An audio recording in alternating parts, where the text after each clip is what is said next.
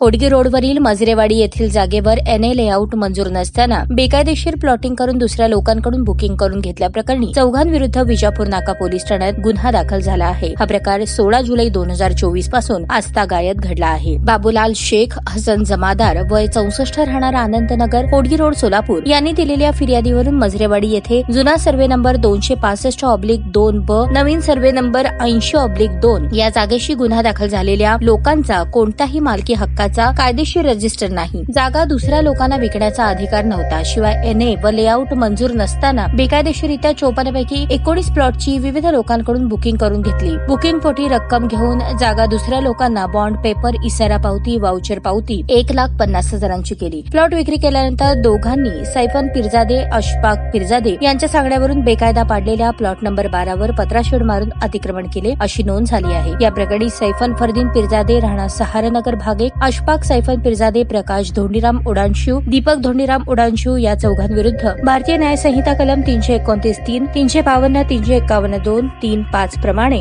गुन्हा दाखल झाला आहे। सहाय्यक पोलीस निरीक्षक गायकवाड तपास करत आहेत। ताज्या बातम्या पाहण्यासाठी प्राईम महाराष्ट्र न्यूज चॅनलला सबस्क्राईब करा।